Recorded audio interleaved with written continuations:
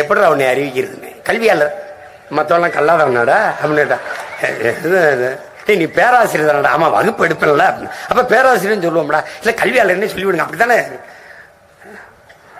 என்னுடைய அன்பு தம்பி, என்னுடைய கொள்கை துணைவன்,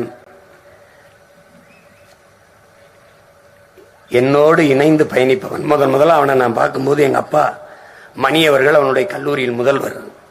என் தம்பி மணி செந்தில் வீட்டில் வச்சு என்னை அறிமுகப்படுத்துறாங்க. வெள்ளை உடை போட்டிருக்க. அப்படி இவர் தான் எங்க கல்லூரியின் தாளாளர் போது எனக்கு ஒரு மதிப்பு, ரொம்ப மதிப்பு.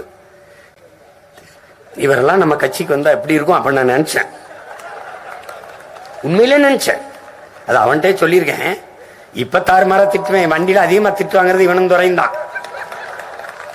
பாக்கிய வண்டியில ஏறமாட்டான். ஏற்றி இவங்களை விட்டுருவாங்க. ஏன்னு வண்டியில உட்காந்துக்கிட்டு எல்லாரும் அண்ணன் கூட ஜாலியா போறாங்க அப்படின்னு நினைச்சுக்கிட்டு இருப்பான். இந்த 2 நிமிஷத்துக்கு ஒரு போட என்ன பண்ணிட்டு இருக்க அவனை கூப்பிடுறேன். அவன் என்ன பண்ணிட்டு இருக்கீங்க? ஐயோ இந்த வண்டியில ஏண்டா. நான் ஒரு தடவையாவது பாக்கியத்தை வண்டியில உட்கார சொல்லுங்க பாப்போம். அவனுக்கு தெரியும் கொண்டே வருவார். போய் இறங்குறதுக்குள்ள காதுல புண்ணாக்கி விட்டுருவார் அப்படின்னு. அப்படி என்னோட பயணிக்கிறவன் நல்லவன், ரொம்ப நல்லவன். அவன்கிட்ட சொல்லிட்டேன், இந்த வாட்டியோட நின்றனும். அடுத்த தடவை தேர்தல் நிற்க கூடாது. அடுத்த தடவை 234 150 பேர் இளைஞர்கள் நிறுத்த போறேன். அதுல என் மகன் பெரியவனுக்கு தான் சீட்டு சொல்லிட்டேன். நான் சொல்லிட்டேன்.